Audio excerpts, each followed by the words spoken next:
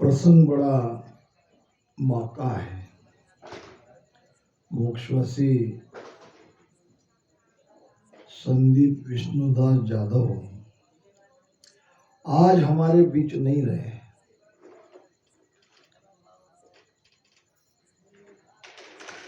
आज की उनकी ये 14वीं प्रीत्यर्थ के सत्संग होने जा रही है। हमारे जादव परिवार के विष्णुदास जी, नरेंद्र जी, हमारे विनोद और सभी मेरी बहन बेटियों को हम इतना ही कहना चाहते हैं कि होनी अटल है। होनी को कोई रोक नहीं सकता था। राजा परीक्षित के बेटे जिनका नाम था राजा जनमेजय, कलयुग के प्रथम राजा परीक्षित ही थे, जिनकी मृत्यु सर्पदंश से हो गई। भागवत कथा उनके लिए ही गाई गई, उनके लिए भागवत कथा कथन की गई सुखदेव जी महाराज द्वारा। तो ये राजा जनमेजय अभिमन्यु के पोते थे। जैसे ही भगवान कृष्ण का अवतार समाप्त हुआ, द्वापर युग का अंत हुआ, फिर राजा बैठे कलयुग के पहले हस्तिनापुर की गद्दी पे, वो थे राजा परीक्षित। अब जब एक ऋषि की विटंबना करने के कारण श्रृंगी ऋषि के श्राप से 7 दिन के अंदर उसकी मृत्यु हुई, तो ये देख के उनके पुत्र राजा जनमेजय को बड़ा क्रोध आया। कथा तो बहुत लंबी है। फिर उन्होंने सारे सर्प को उनकी आहुति दे दी, यज्ञ किया। ऐसे राजा जनमेजय ने एक दिन व्यास मुनि को एक प्रश्न पूछा। प्रश्न था कि आप जैसे ज्ञानी ध्यानी के रहते ये युद्ध टल सकता था महाभारत का। 18 अक्षयणी सैन्य खत्म हो गए, सारे कौरव मारे गए, बचे कुचे कुछ पांडव, और वो सारी विधवा स्त्रियों को देख के राजा जनमेजय ने प्रश्न किया कि आप जैसे बड़े लोग, विद्वान लोग इस महाभारत के युद्ध को टाल सकते थे। व्यास जी ने कहा, बेटा होनी को कौन टाल सकता है? जब ये विधि लिखित था तो विधि लिखित जो है उसे कोई टाल नहीं सकता था। राजा ने कहा, मैं नहीं मानता इस बात। आप बड़े थे, बुजुर्ग थे, भीष्म पितामह थे, कृपाचार्य थे, द्रोणाचार्य थे, आप थे, विदुर जी थे। आप 2 पक्षों में समेट कर सकते थे, मगर आपने ऐसा होने नहीं दिया। व्यास जी ने कहा, नहीं बेटा, अगर तुम हमारे लिए कह रहे हो तो मैं तुम्हारे बारे में कहता हूं, और जो जो तुम्हारे जीवन में घटना घटित होने वाली है वो सब कहता हूं, बचने का उपाय भी कहता हूं, मगर तुम टाल नहीं सकते। मनुष्य इतना कमजोर है, यहीं आके उसके सारे प्रयत्न खत्म हो जाते हैं, चाहकर भी वो कुछ कर नहीं सकता। तो जन्मेजय ने कहा, कहो क्या कहना चाहते हो। तो देखो राजन, कुछ दिनों के बाद आपके पास एक व्यक्ति आएगा जो आपको घोड़ा बेचना चाहेगा। मैं कहता हूं तुम उसे खरीदो मत। अगर खरीदोगे तो आगे बहुत संकट में पड़ जाओगे, मगर तुम खरीदोगे। जबकि तुम्हें मैं बता रहा हूं, सावधान कर रहा हूं, इस घोड़े को खरीदते ही तुम एक बहुत बड़े संकट को घर बुला रहे हो, मगर तुम खरीदोगे। खरीदोगे तो खरीदोगे, उस पर बैठना नहीं, उसकी सवारी नहीं करना, मगर तुम बैठे बिगर नहीं रहोगे। जन्मेजय ने कहा, जब आप कह रहे हो उसके सवारी नहीं करना तो मैं क्यों करूंगा। नहीं, तुम नहीं रोक सकते अपने आप को। चलो मान लिया आप उसके ऊपर बैठ गए, दक्षिण दिशा में नहीं जाना, मगर तुम दक्षिण दिशा में ही जाओगे, गए बिगर नहीं रहोगे। एक एक प्रसंग उनके सामने रख रहे थे, उसका उपाय भी बता रहे थे, और ये भी बता रहे थे कि जो होनहार है, जो होने वाली घटना है वो होकर रहेगी, तुम कुछ नहीं कर सकते चाहकर भी। मान लो दक्षिण दिशा में चले गए तो सामने जंगल में रथ पे बैठे हुए एक सुंदरी दिखेगी, एक स्त्री आपको मिलेगी, और आपको कहेगी कि मैं अकेली हूं और जंगल का रास्ता है, दिन ढल रहा है, मुझे आपके साथ ले चलो, मुझे आना है। उस स्त्री को घोड़े पर मत बिठाना, मगर तुम बिठाए बगैर नहीं रहोगे। जन्मेजय सोचने लगा, ये कैसी बात है। वेद व्यास जी कोई साधारण नहीं थे, जिन्होंने 4 वेद लिखे, 18 पुराण लिखे, वो कोई मामूली तो नहीं थे। फिर कहा, बिठा लिया तो बिठा लिया, उससे शादी मत करना, मगर तुम शादी करे बगैर नहीं रहोगे। शादी कर ली तो कर ली, उससे पटरानी नहीं बनाना, पटरानी बनाओगे। फिर कहने लगे, पटरानी बना लिया तो बना लिया, उसका कहना मत मानना। इनमें से कोई एक बात नहीं करोगे तो वो आपत्ति टल जाएगी, नहीं तो तुम्हें सब भुगतना पड़ेगा। तुम हमें कह रहे हो कि इतने बड़े ज्ञानी ध्यानी विद्वान बुजुर्ग रहते हुए तुम महाभारत का युद्ध टाल क्यों नहीं सके। बेटा, हम होनहार के हाथ में मजबूर है, अब मुझे तुम टाल सकते क्या, ये बताओ। क्योंकि जो घटना घटित होने वाली है वो बहुत जल्द होने वाली है। मैंने तुम्हें सारी बातें बता दी, अब तुम जानो, तुम्हारा काम जानो। टाल सकते हो तो टालो। सचमुच जैसा कहा वैसा हुआ। कुछ महीनों के बाद अरब राष्ट्र से एक घोड़ा लेके व्यापारी आया, कहने लगा, महाराज ये घोड़ा हमारे पास क्या काम इसका, ये तो आप जैसे महाराजों के पास रहना चाहिए, वही शोभा देता है। बहुत ही बढ़िया घोड़ा, ऐसा अद्भुत कि देखते ही रहे। खरीदे बगैर नहीं रहा। खरीदते समय उसे सब बातें मालूम थी, ध्यान रखो इस बात को, मगर उसने विचार किया, बैठूंगा तो देखेंगे, बैठूंगा ही नहीं तो क्या होगा आगे। खरीद लेने में क्या अर्ज है, इतना बढ़िया घोड़ा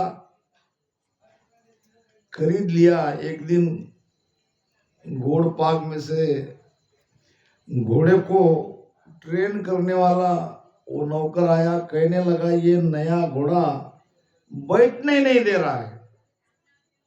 अब घोड़े को बिना घुमाए बांध के नहीं रख सकते, घोड़े को दौड़ाना ही पड़ता है। राजा ने कहा ये कैसे संभव है, ऐसा कोई घोड़ा नहीं है जिसके ऊपर बैठा नहीं जाता। नहीं, हमने कोशिश करी मगर वो बैठने नहीं दे रहा है। राजा पट्टी के घोड़ेसवार थे, उसने कहा चलो मैं आता हूं। आए और राजा उनके ऊपर बैठ गए। बैठने के बाद उनको ये भी पता था कि दक्षिण दिशा में नहीं जाना है, और उसने उत्तर दिशा में घोड़े को दौड़ाया। दो बातें तो हो चुकी थी, जो कहा गया टाली नहीं गई। फिर कब घोड़ा दक्षिण दिशा में चला गया इसका पता नहीं चला। वो तो पता तब चला जब वो सुंदरी मिली, रथ पे बैठी कहीं जा रही थी। राजा को देख के दया याचना करने लगी। इतनी सुंदर स्त्री और विनती कर रही है, प्रार्थना कर रही है कि मुझे घोड़े पे बैठ के ले चलो, मैं अकेली अबला स्त्री घने जंगल में, मुझे डर लग रहा है। राजा ने बिठा लिया। जैसे ही वो सुंदर स्त्री घोड़े पे बैठी, राजा के मन में विचार आया, ऐसी सुंदर स्त्री तो मैंने देखी नहीं आज तक। अगर इससे मेरी शादी हो जाए, मन ही मन सोचने लगा। जैसे ही अपने महल में लाया, घोड़े से उतरी, वो सुंदर स्त्री कहने लगी महाराज मेरे तो कोई है नहीं रिश्तेदार, अब मैं कहाँ जाऊंगी, कहाँ रहूंगी। आपका सुंदर रूप देख के मेरा मन हो रहा है कि आपके साथ शादी कर लूं, आपकी सेवा करूं। राजा भी यही चाहता था, स्त्री ने भी यही बात कही, दोनों की शादी हो गई। शादी करते समय राजा ने सोचा था कि आगे की दो बातें ध्यान रखनी है। रानी तो मेरी ये बन गई, मगर इसे पटरानी नहीं बनानी है। स्त्री इतनी चालाक, इतनी होशियार, सर्वगुण संपन्न, कई ऐसे फैसले उसके राजा को मददगार साबित हुए। राजा के कारोबार में वो हिस्सा लेती थी, भाग लेती थी। राजा को लगा ये तो रानी के काबिल नहीं, इसको तो पटरानी बनानी ही चाहिए। ध्यान रखूंगा, मैं इसकी बात नहीं मानूंगा। पूरी तरह से राजा उस रानी के काबू में आ गए। फिर ऐसी रानी के काबू में आने पर उसकी बात कौन टाल सकता है, और कोई ऐसी बात उसने करी नहीं। किसी बात ऐसी नहीं की आज तक राजा को कि जो राजा को लगे कि इसमें कोई अनहोनी बात छिपी हो। एक दिन रानी ने कहा महाराज मेरी इच्छा है, हमारी शादी तो आनंद फानन में ऐसी ही हो गई, न किसी को बुलाया, तो मेरी इच्छा है कि ब्राह्मण भोज करे। हमारी तुम्हारी शादी के उपलक्ष्य में भोज देने की मेरी इच्छा है, तो आप कृपया मेरी पहली और अंतिम इच्छा पूरी कीजिए। राजा ने सोचा ब्राह्मण को भोजन खिलाने में ऐसी तो कोई आपत्ति वाली बात नहीं है, चलो ठीक है। तैयारी हो गई, भोजन बन गया, हजारों ब्राह्मण आ गए, और ऊपर के मंजिले पे रानी राजा के साथ बैठी थी, नीचे ब्राह्मण भोजन जिम रहे थे।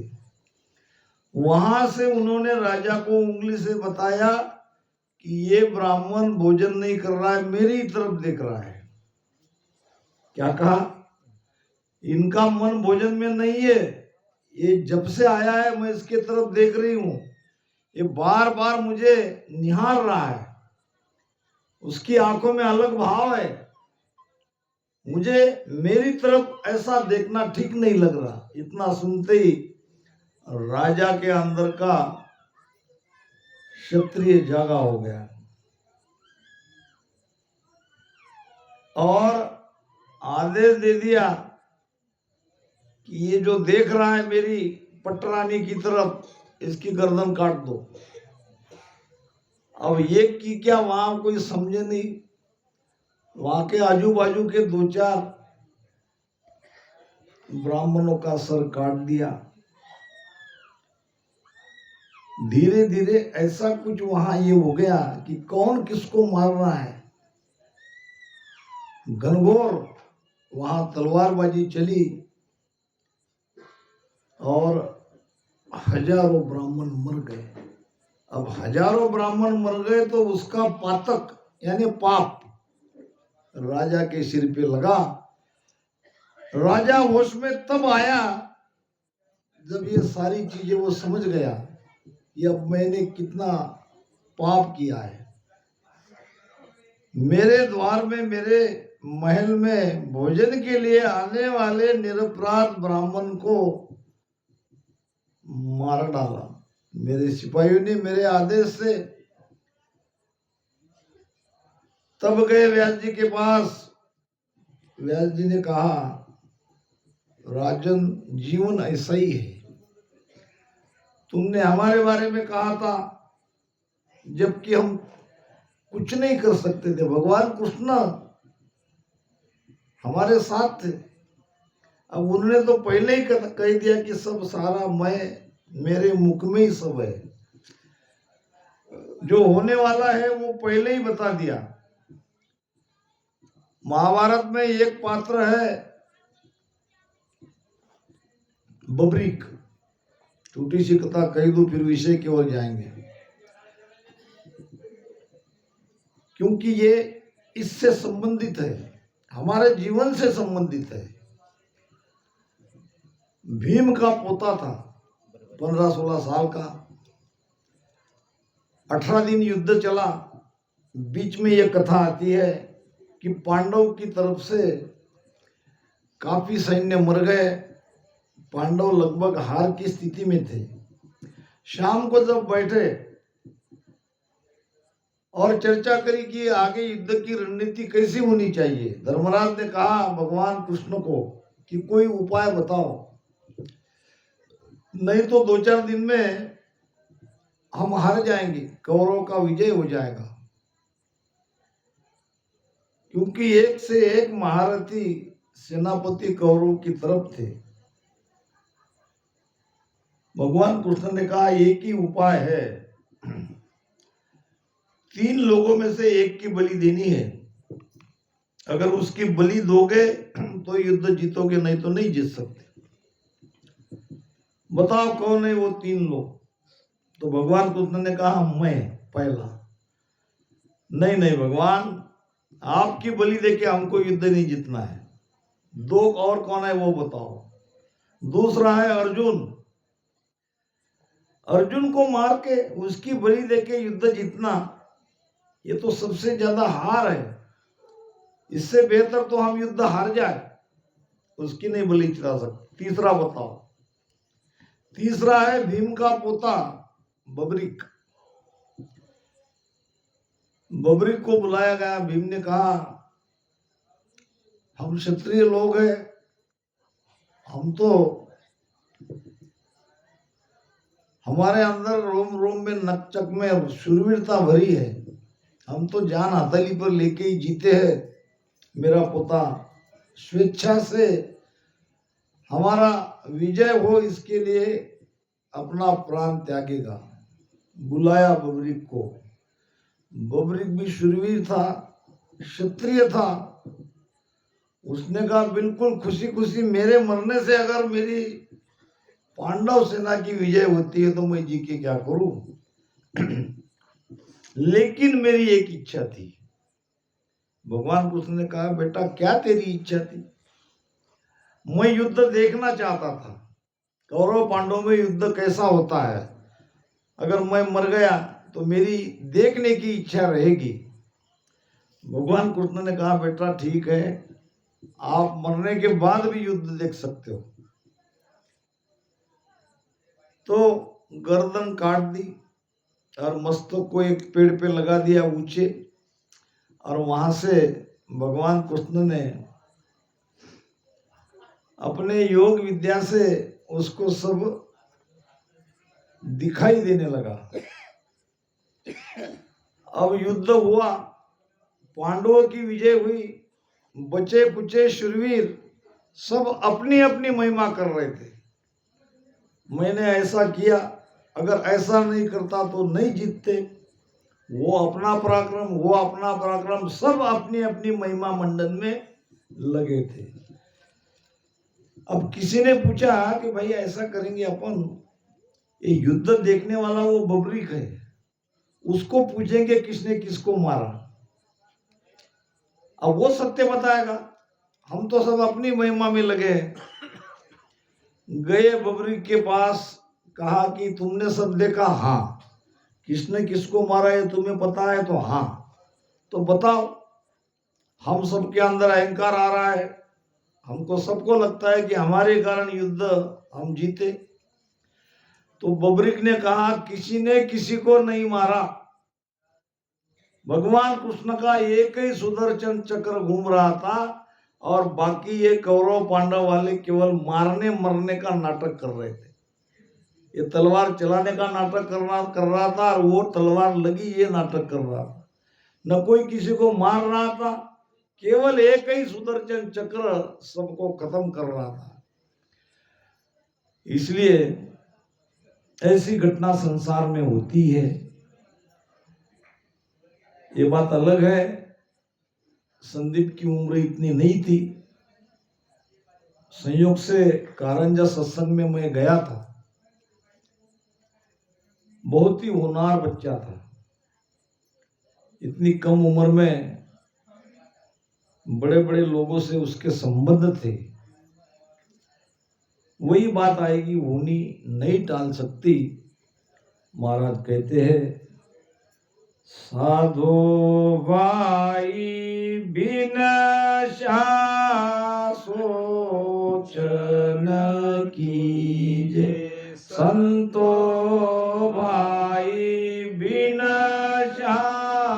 सोचन कीजे, करता करे सो सब ही आची, करता करे सो सब ही आची, आनंद मगन मेरी जे, साधो भाई बिना सोचन कीजे, संतो भाई बिना सोचन कीजे। साधु के द्वारा सभी जगत के मनुष्य प्राणी को हमारे महाराज एक संदेश दे रहे हैं, एक सत्य उनके सामने रख रहे हैं कि जो विनाश होने वाली वस्तु है उसका एक दिन विनाश होगा। विनाश वस्तु के बारे में तुम सोचो मत, क्योंकि जिसने बनाया उसने बुला लिया। न तुम्हारा कोई था, न कोई किसी का है, सब उसकी मर्जी से चलता है। एक पत्ता भी उसकी मर्जी से नहीं हिलता। कुछ ऐसे ऐसे लोग हैं जो मृत्यु मांगते हैं, उसको आती नहीं। और कुछ संदीप जैसे इतनी कम उम्र में चले जाते हैं। ये खेल समझ में नहीं आता है। कैसा किसका भाग्य कैसा है, किसकी प्रारब्ध में क्या लिखा है। महाराज कहते हैं, को कहे सब राम करे है, कोई सो हो न पदारथ बोले, कोई सो जीव प्रारब्ध गावे, हाथ करी से सोई हर तोले, राई सो मेर नहीं कम जापा, इसो प्रमाण अचकत बोले, सोच विचार कहे सुख देव जी, ज्ञानी होवे सोई वो भ्रम खोले। ये विषय ज्ञानियों का है, साधारण मनुष्य का नहीं है। जिसको अपनी रोजी रोटी की पेट की चिंता है, दिन भर काम करना, थक के सो जाना, ये क्या बेचारा समझेगा। सोच विचार करने के लिए उसको समय कहाँ है।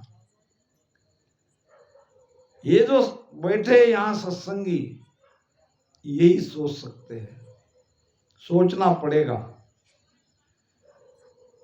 कोई कहे सब राम कर है, क्या कहते हैं कोई, जो भी करने वाला है करता करविता राम जी है, ऐसा भी कहते हैं।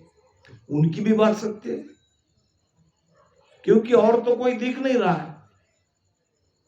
अब कोई सो होण पदार्थ बोले, कोई क्या कहता है, अरे उनका होनार वैसा था वैसा हुआ, ये भी बात सत्य है।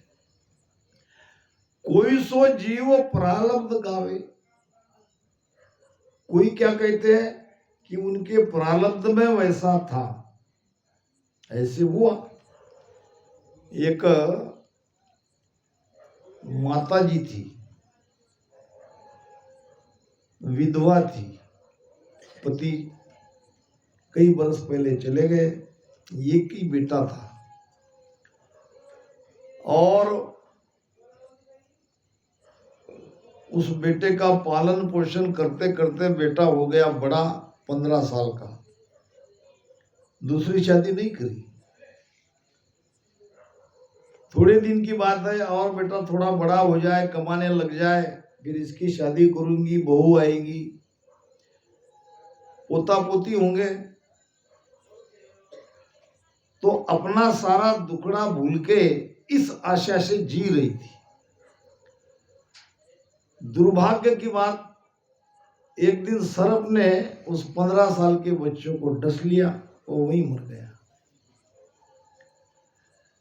अब पहले ही दुखी वो माताजी, और एक ही बेटा था, जवान था, और सर्पदंश से उसकी मृत्यु हो गई। वहां जाके रोने लगी, हृदय पिटने लगी, आंखों से आंसू थम नहीं रहे थे, रोते रोते उस सर्प को श्राप दे रही थी। सर्प को कह रही थी कि इसको क्या मेरा बेटा ही मिला। अरे किसी बूढ़े बुजुर्ग व्यक्ति को डस लेते, अगर काटना ही था, मारना ही था, मेरे बेटे ने क्या किया। इतना सब सुनने के बाद वहां वो सर्प आया जिसने काटा, ऐसे फना ऊपर करके खड़ा रहा, मनुष्यवाणी में बोलने लगा, माताजी मुझ पर दोष मत दो, तुझ पर दोष नहीं दो, क्यों काटा तुमने मेरे बेटे को। मेरे शरीर में यमदूत प्रवेश करता है और उसने ये सब किया। तुम्हारे बेटे की मृत्यु इस तरह होनी थी, इसलिए मेरे शरीर में उसने प्रवेश किया और तुम्हारे बेटे को डस लिया। फिर माताजी यमदूत को कोसने लगी, उसके नाम से रोने लगी। यमदूत आया, हाथ जोड़ के खड़ा रहा, माताजी मेरा कोई दोष नहीं, मेरे ऊपर मेरा मालिक है जिसको यमराज कहते हैं, उसका हुक्म चलता है। और वो जो आदेश देता है, जिसको उठाना होता है, जिसको लाना होता है, उसको हम ले आते हैं। और मैंने तुम्हारे बेटे को इस सर्प के शरीर में प्रवेश करके डसा और उसके ले गया। अब माताजी यमराज को कोसने लगी कि यमराज को इतनी सारे दुनिया में क्या मेरा ही बेटा मिला? एक गरीब अबला दुखी, थोड़ी सी दया नहीं आई? उनको कोसने के बाद यमराज आया, स्वयं हाथ जोड़ के वो भी खड़ा रहा। माताजी, मेरा कोई कसूर नहीं, तुम्हारा कसूर नहीं, तुम ही सारे जीवों को ले जाते हो, फिर तुम्हारा कसूर क्यों नहीं? मेरा कोई कसूर नहीं, जैसे जीव का प्रारब्ध है उसके अनुसार वो सब होता है। तेरे बेटे के कर्म ही ऐसे थे, उसका भाग्य ही ऐसा था, उसका कर्म ही ऐसा था कि आज उनको ले जाना पड़ा। इसलिए मेरा भी कोई